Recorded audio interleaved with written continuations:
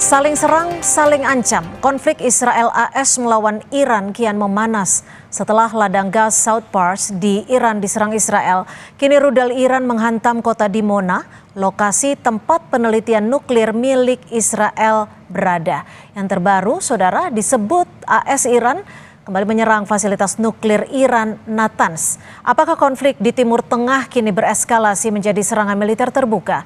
Kita akan membahasnya bersama Faisal Assegaf, pengamat Timur Tengah, dan juga Tia Mariatul Kiptiah, dosen hubungan internasional Universitas Binus. Selamat petang Pak Faisal, selamat petang Mbak Tia. Selamat petang Mbak. Ya, saya ke Mas Faisal langsung. Mas Faisal, konflik yang terjadi di Timur Tengah saat ini Anda melihatnya apakah sudah masuk dalam eskalasi keserangan militer terbuka, Mas Faisal? Ya, saya lihat dari awal memang sudah serangan terbuka, saling serang, dan ini kita lihat ini sudah minggu ketiga atau masuk minggu keempat. Itu Betul. artinya Iran masih kuat, Iran masih tangguh, walaupun Amerika Trump mengeluarkan ancaman, walaupun Trump melancarkan serangan dahsyat. Terakhir hari ini itu ada di kota Isfahan, itu diserang barusan saja itu, tapi Iran masih tetap bisa melancarkan serangan yang mematikan, artinya yang membuat rakyat Israel itu ketakutan. Jadi hari ini ada kunjungan dari Menteri Keamanan Nasional Itamar Ben-Gvir ke kota Arad untuk melihat hasil atau akibat dari serangan peluru kendali balistik Iran ke kota Arad semalam. Itu warga kota Arad mengusir Ben-Gvir. Mereka menyebut Ben-Gvir sebagai Judeo-Nazi, artinya Yahudi Nazi. Nah, mereka bilang ya Ben-Gvir cuma ingin menabur kematian bagi rakyat Israel. Nah, dengan kenyataan ini menunjukkan bahwa perang yang dilakukan Israel itu sebenarnya juga tidak disetujui oleh rakyatnya sendiri. Apalagi kita tahu hantaman peluru-peluru kendali balistik Iran itu sangat mematikan, dan serangan di kota Arad maupun di Mona itu lebih dari 100 orang yang cedera sejauh ini, laporannya seperti itu. Mbak Tia, kalau saling serang di fasilitas nuklir, ini kan sudah masuk istilahnya bisa dikatakan ke tahap selanjutnya. Dari kacamata hubungan internasional sendiri, apakah artinya diplomasi nuklir yang sejatinya sudah masuk dalam hukum internasional sudah tidak berarti lagi sehingga kekuatan militer menjadi satu-satunya pertahanan? Untuk Israel segalanya memang tidak berarti. Dia kan memang negara yang terbiasa melanggar hukum internasional. Jadi bukan hanya di sektor nuklir, saya pikir semua yang dilakukan dia dalam perang pun itu berupa kejahatan perang. Sering dilakukan begitu ya. Jadi memang sering melanggar international law. Dan saya lihat patternnya sama Mbak, patternnya itu sama. Setiap kali akan ada deal, Israel itu selalu memprovokasi begitu.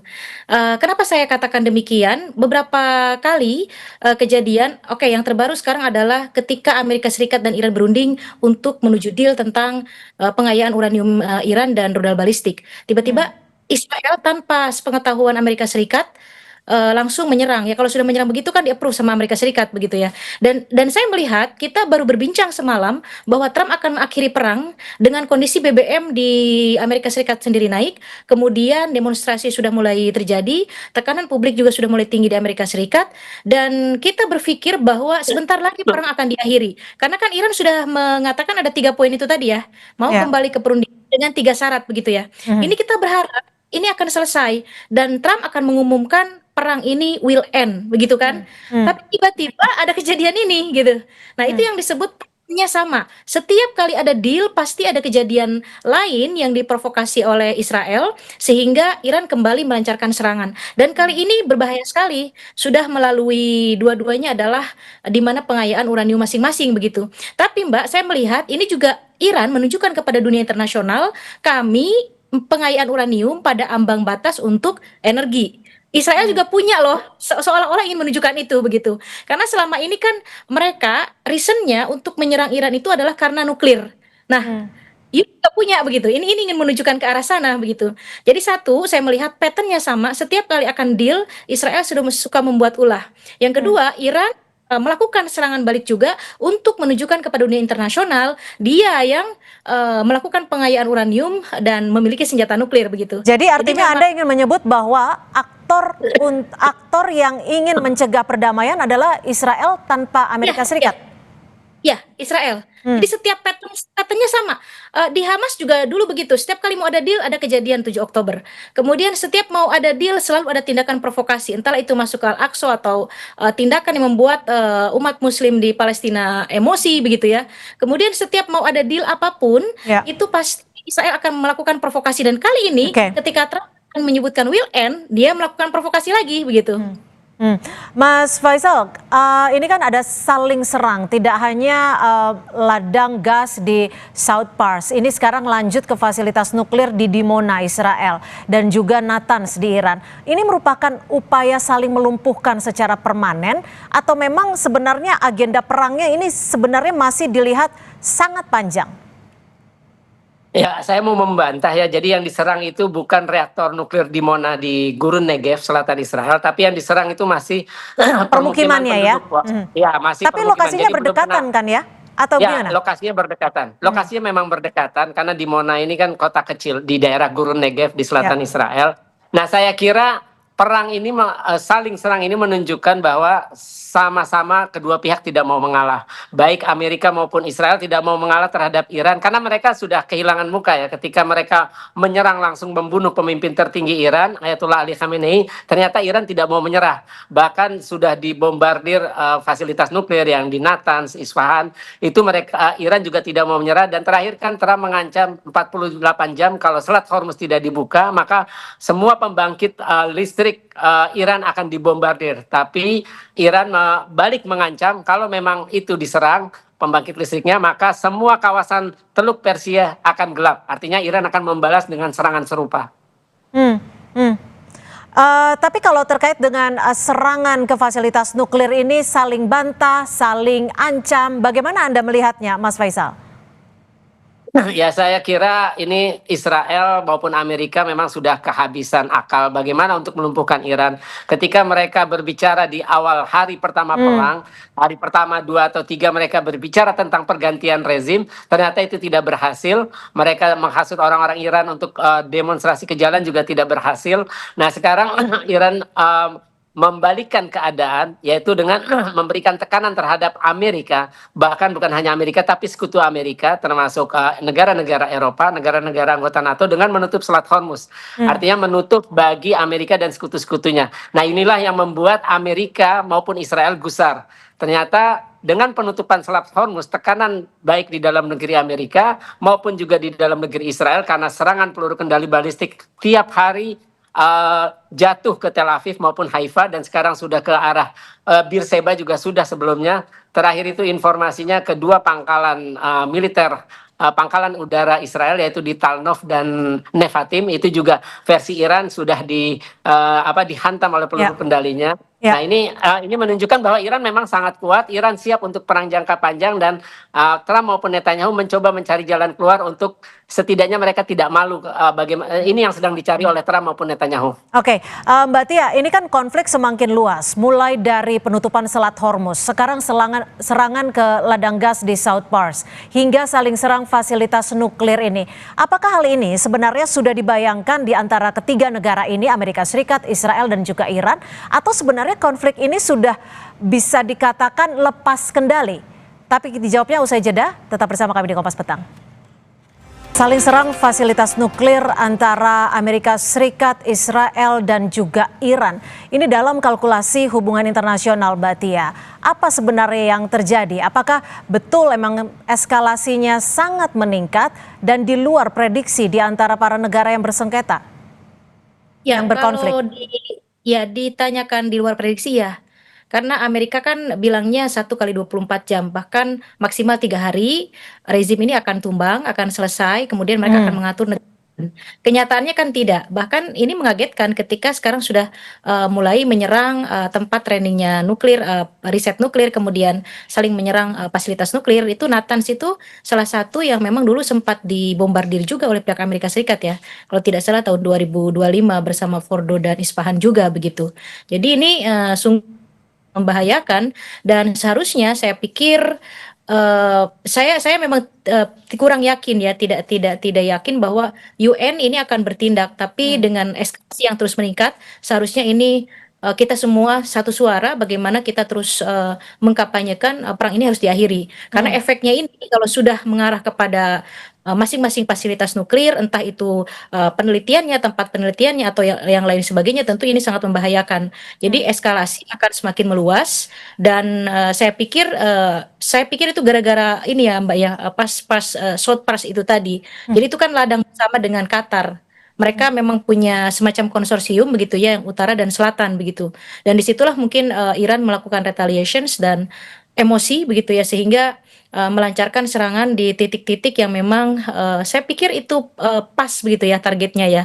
Dan Ya. ini yang menyebabkan eskalasi akan terus meningkat dan jadi bagaimana ya Mbak ya, kita jadi tipis kembali harapan bahwa perang ini akan selesai. Karena selama ini saya terus menggaungkan bahwa perang ini harus selesai. Trump harus menyatakan bahwa perang ini harus selesai bagaimanapun caranya supaya dia tidak malu, bagaimanapun Oke. strateginya, apa-apa yang penting perang ini harus selesai begitu. Ya. Karena ini Ya.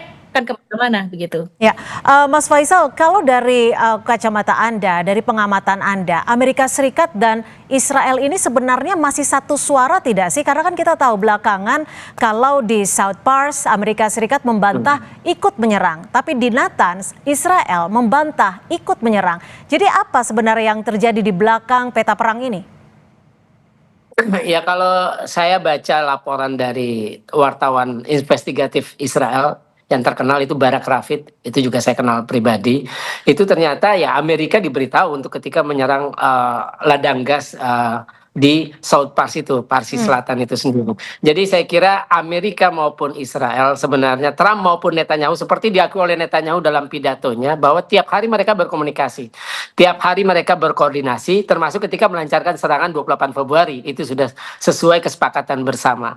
Nah ini yang menjadi masalah, artinya begini, Amerika maupun Israel, Trump maupun Netanyahu ternyata sekarang tuh kebingungan. Ternyata negara yang selama ini mereka sudah isolasi, embargo ekonomi, militer sejak 1979, Iya. mereka propagandakan negatif, ternyata negara ini masih tangguh, bahkan masih bisa melawan, bahkan masih bisa memberikan ancaman keamanan bagi baik kepentingan Amerika, kita tahu semua pangkalan militer diserang, maupun kepentingan Israel, dalam hal ini rakyat Israel ketakutan, dan itu bahayanya bagi Israel ini kalau perang terus berlanjut, evakuasi eksodus massal warga Israel bisa terjadi. Jadi ketika Trump dengan Netanyahu punya impian, punya cita-cita eksodus warga Gaza, ternyata dengan perang ini mengancam warga Israel untuk melakukan eksodus keluar dari Israel karena ternyata Israel sudah tidak aman. Tapi gini Mas Faisal, kita tahu mungkin Dimona ini bukan lokasi tempat pengayaan nuklir, tapi kan ini lokasi permukiman yang sebenarnya menjadi satu lokasi terdekat dengan fasilitas tersebut. Saling serang fasilitas nuklir, ini bisa disebut sebagai jebolnya pertahanan antar negara tidak? Israel ataupun Iran? Saya kira Iran sudah kebobolan sejak lama. Kita tahu 2018 itu tim dari Mossad berhasil mencuri program rahasia nuklir Israel. 2018 kemudian dipamerkan oleh Perdana Menteri Israel Benjamin Netanyahu ketika sidang Majelis Umum PBB. Bulan September 2018 itu dipamerkan, dia dengan bangga mengumumkan kita berhasil mencuri program rahasia nuklir Israel. Artinya sebenarnya rahasia nuklir Iran itu sudah berada di tangan Israel itu sendiri. Nah, sedangkan apa yang disampaikan, saya melihat serangan peluru kendali balistik semalam ke permukiman dekat reaktor Dimona itu sebuah pesan dari Iran. Ya. Artinya Iran kalau mau menghancurkan reaktor nuklir Dimona itu bisa saja. Dan ini bahayanya akan kemana-mana karena reaktor itu, saya pernah wawancara namanya pembocor nuklir Israel, Mordechai Vanunu, saya wawancara 2004. Ketika saya wawancara Juli 2004 setelah dia dibebaskan dari penjara selama 18 tahun karena membocorkan ke Sunday Times soal rahasia nuklirnya Israel. Itu dia bilang Israel saat itu 2004 punya 200 bom nuklir.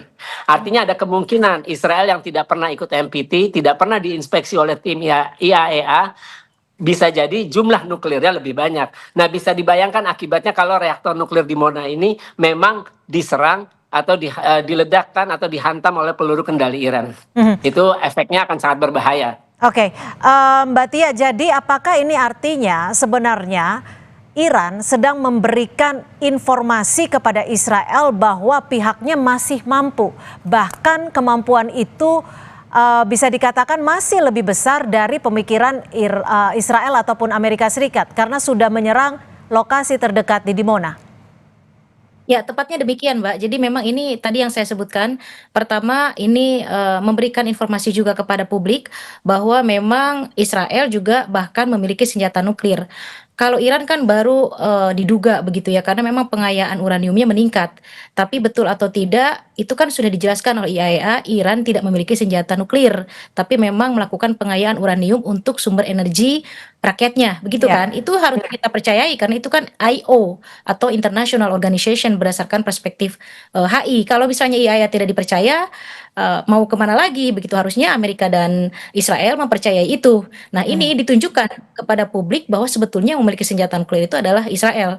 Itu yang pertama saya lihat. Yang kedua, memang ini merupakan satu show off, bentuk show off Iran bahwa mereka masih kuat dan mereka mau kembali ke meja perundingan dengan syarat tiga itu tadi. Dan saya pikir itu mudah untuk Amerika Serikat merealisasikan tiga syarat Iran tersebut dengan catatan memang ini tidak ada intervensi dari Israel. Hmm. Pertanyaannya adalah bisa dipisahkan tidak antara kepentingan nasional Israel atau nasional interestnya Israel dengan kepentingan Amerika. Oke. Ini kan di perang Iran ini tidak ada kepentingan nasional untuk Amerika Serikat itu apa? Oke, Ini tapi ini Mbak Tia kalau kita bicara soal aksi saling kuat, aksi saling ya. unjuk, bagaimana dengan ancaman dari Presiden Trump yang mengatakan jika Selat Hormuz tidak dibuka dalam waktu 48 jam, maka listrik di Iran akan dimatikan? Terbiasa memang Trump begitu kan? Jadi memang dia mengancam, kemudian dia akan berubah lagi statementnya, dia mengancam lagi ketika keinginannya tidak terpenuhi seperti anak kecil begitu. Jadi ya berapa kali rakyat Amerika malu dengan beberapa statement Trump ini yang tidak konsisten, yang kadang aneh begitu ya. Dan ketika keinginannya tidak terpenuhi, tiba-tiba dia mengeluarkan statement. Nanti tiba-tiba berubah lagi begitu. Karena memang saat ini Trump sudah meminta bantuan ke Uni Eropa, ke NATO, ke berbagai negara, ke aliansinya, tidak ada yang menggubris, tidak ada yang merespon. Kemudian dia menyatakan pernyataan tersebut karena Iran tetap menutup Selat Hormuz. Sementara, Mbak, berdasarkan informasi kita tahu ya, dari berbagai international news sudah memberikan informasi kepada publik bahwa harga BBM di Amerika Serikat terus naik. Ini bahaya juga untuk posisi politik dalam negeri Trump begitu ya. Mhm. Karena sensitif ya, kenaikan BBM bukan hanya di kita, negara Oke. berkembang di negara maju pun itu sangat sangat sangat penting begitu Hmm. dan ini akan menggoyah posisi Trump di dalam politik dalam negeri begitu. Mhm. Kalau Mas Faisal sendiri melihatnya bagaimana? Apakah ancaman dari Trump ini akan membuat ada diplomasi lain atau bentuk perlawanan dari Iran? Saya kira Iran sudah mengeluarkan ancaman balasan bahwa nanti kalau misalkan pembangkit listriknya atau Iran dipadamkan semuanya, maka seluruh kawasan Teluk Persia akan padam. Jadi saya kira perang ini sudah menunjukkan bahwa Iran telah memberi pelajaran terbaik bagi Amerika maupun Israel. Lalu bagaimana dengan posisi-posisi negara besar lainnya, misalnya Rusia, China, negara-negara di Arab, apakah akan memberikan sikapnya terkait dengan konflik di Timur Tengah ini?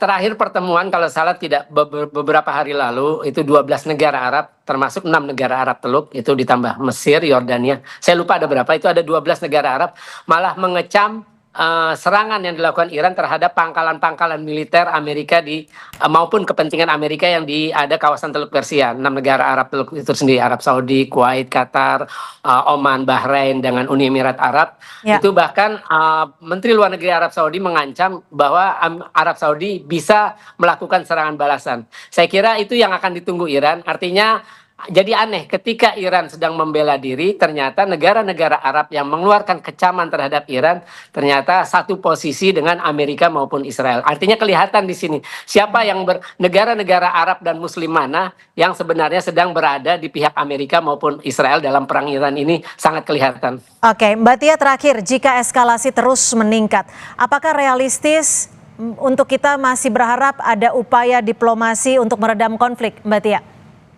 Selalu ada, harapan itu selalu ada, Mbak. Jadi saya tetap mensupport di berbagai media pernyataan-pernyataan saya dan analisis saya bahwa kembali ke perundingan, jalan diplomasi adalah jalan yang terbaik karena memang perang antara Israel, Amerika dan Iran ini bukan hanya berimpact terhadap mereka bertiga tapi juga akan memberikan efek luar biasa terhadap perekonomian global dan politik global dan juga bukan hanya untuk kawasan, tapi sampai juga ke kita. Kita sudah terasa, ada beberapa kawan dari Kalimantan, dari beberapa daerah sudah komplain, sudah ada penimbunan bahan bakar juga, dan mereka sudah merasakan naiknya bahan bakar, dan ini sangat berbahaya sekali karena itu akan memicu inflasi, bukan hanya di negara bersangkutan yang sedang konflik, tapi juga terutama di negara-negara berkembang seperti di Asia dan Asia Tenggara begitu. Jadi memang kita harus meredam bersama, Mbak, supaya segera mereka kembali ke meja perundingan, apalagi Iran sudah menyebutkan 3 itu tadi ya syaratnya.